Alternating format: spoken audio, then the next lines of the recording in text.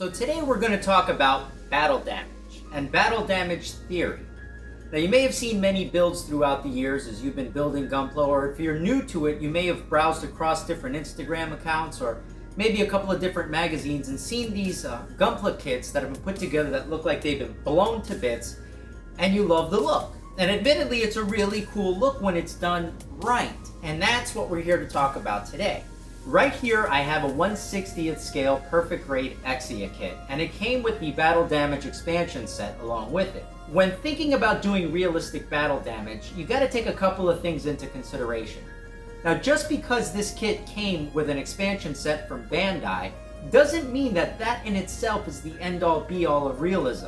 There were a couple of inconsistencies with the expansion set, and there are things that you want to work around to be able to create the realistic battle damage effect that you're looking for. So if you take into consideration here on the right-hand side, on the actual expansion set itself, the head comes with parts on the side that are blown out, and then you also have the exposed eyepiece here, as you'll see in the B-roll footage. A couple other little odds and ends. Now if you'll notice, this genuinely looks, at least to me, like it's been blown out, burned, singed, and partially melted, as if it was in a real significant explosion and caught some of the fire on the side. Also too, around the arm over here, it comes with it already blown off. So you get this really cool looking battle damage cape. And in this cape here, I added a lot of different layering of coloring, some singe marks on the outside, basically to give it as real of an effect as I can without, going too crazy over it. And if you look here with the left leg, notice how the side here has been busted out.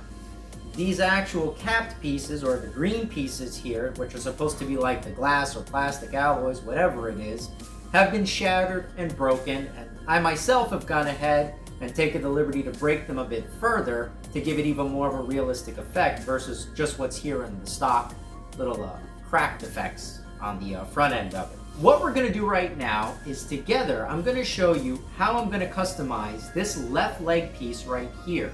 And we're going to take a trip over there to my spray booth, and we're going to look and think how to make this consistent with the rest of the damage on this kit. So this way it is all one cohesively battle damaged kit.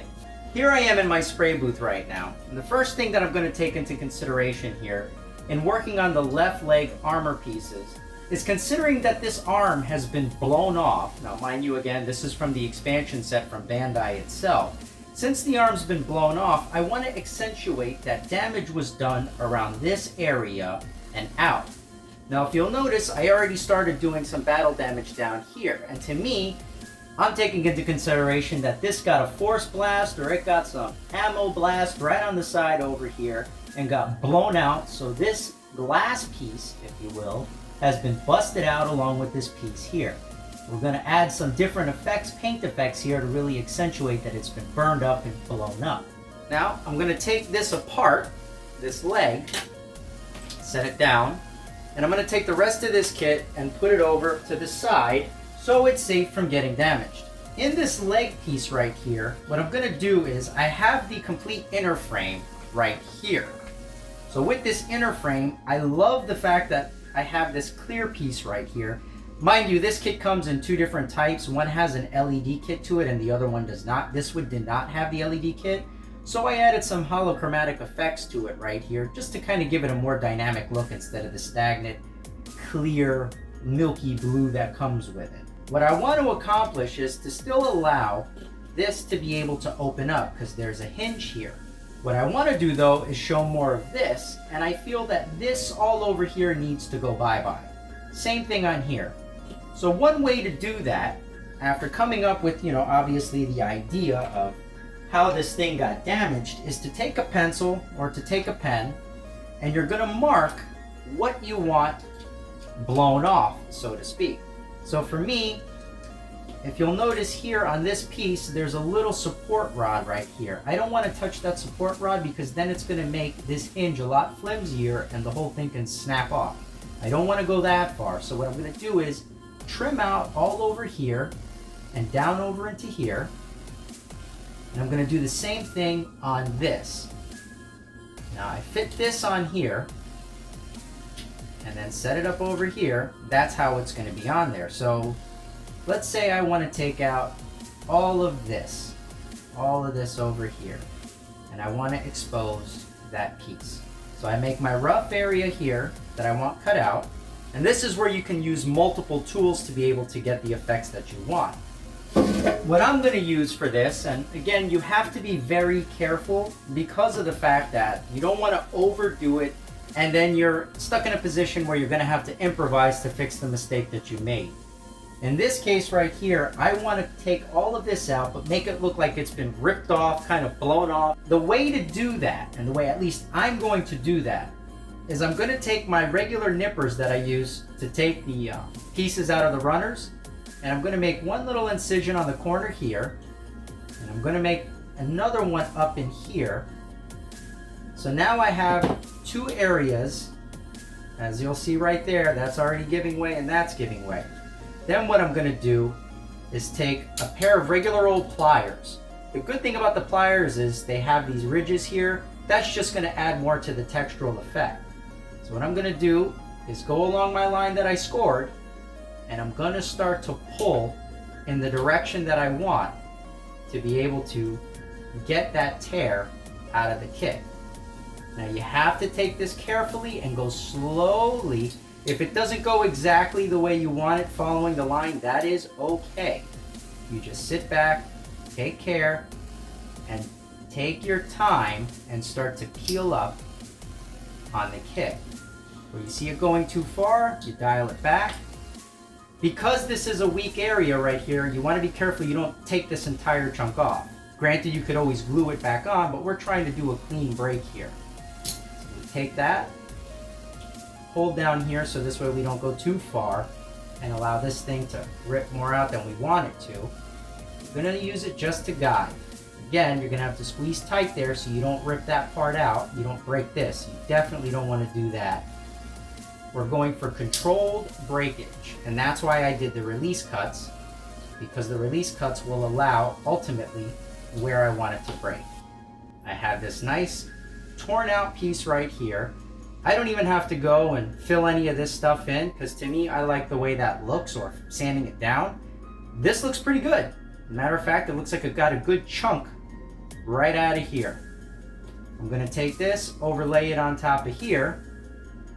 And now I kind of like how that's going.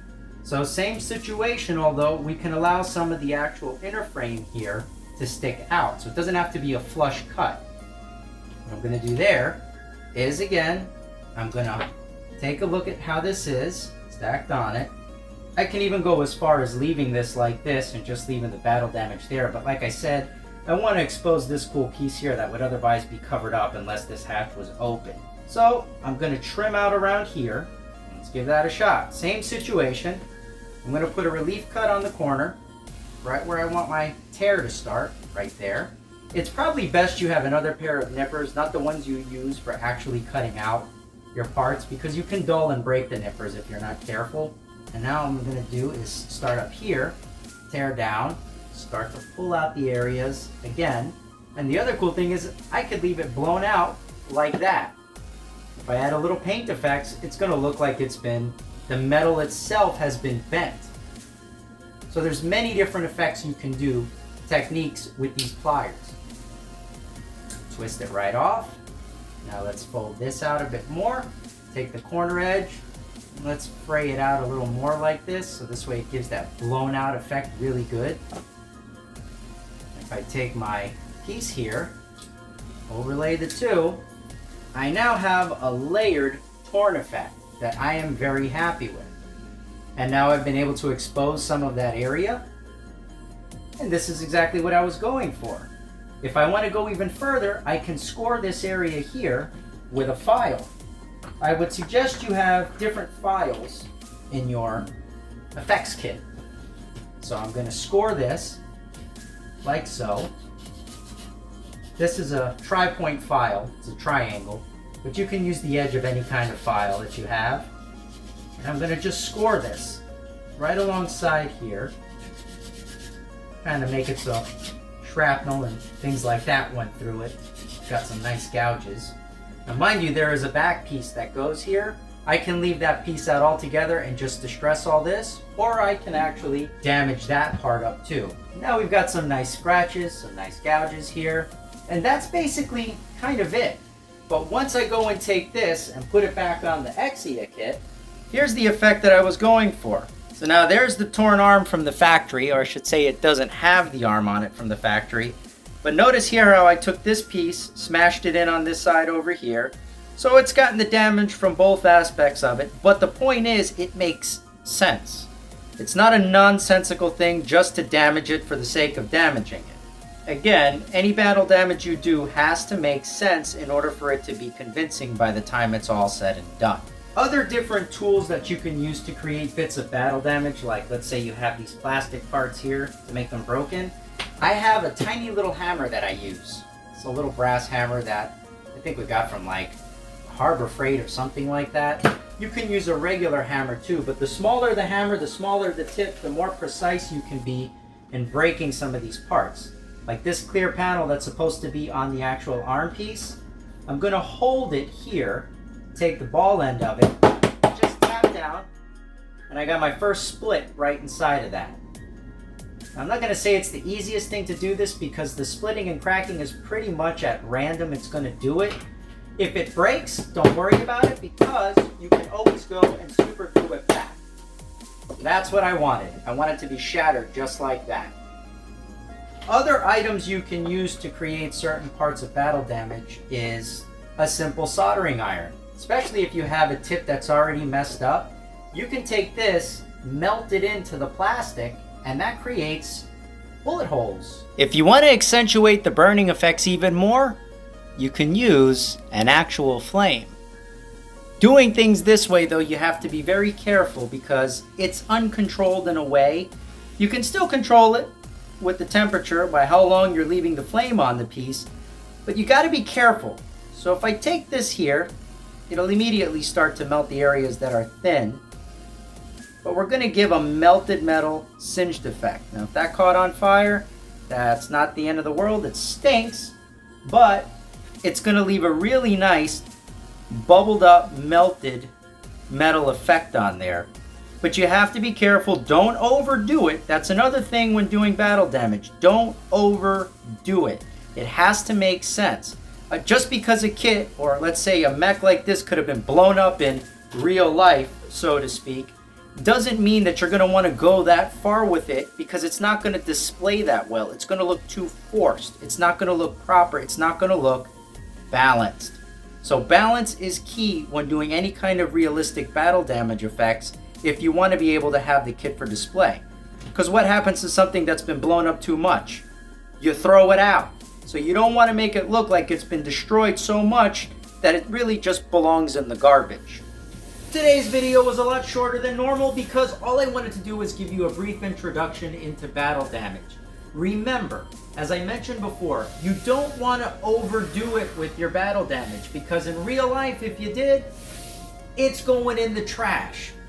Same thing would happen with this. It's going to look like trash. So you want to take your time, think it through, imagine how the battle went with your actual Gundam kit that you're doing right now, and make sure again that it's balanced. You don't want to overdo it. I can't stress that enough. There are many different tools you can use to get many different types of effects. I've only shown you a couple today, between file, some of the airbrush effects, some of the hammering, things like that. But it's up to you to be creative and figure out different tools, different techniques, different things you can do to make new effects. If you have any that you know that work very well that weren't covered in this video, please comment below. Let's get a discussion going and let's get some sharing of technique going because that's really what this community is about. Sharing techniques and everybody bettering their own builds and getting to where they want to be. It's not a competition, folks. It's something we all love to do. So don't compare your stuff to other people's work. Don't get discouraged if it turns out not the way you want the first time. Keep trying. Keep going with it. You will eventually get it to the way you like, and the way you like it ultimately is what counts. With that said, thank you very much for joining me. If you like this video as usual, please like, subscribe, share, and comment below. and a little preview for a future video. If you remember, we did the build along about 2 weeks ago with that Barbatos Lupus Rex kit. I'm going to show you how to do a resin conversion for that type of kit. So if you've always wondered how resin conversions work, stay tuned. That video is coming shortly. With that, I would like to say, my pet Dirt has another trick for you.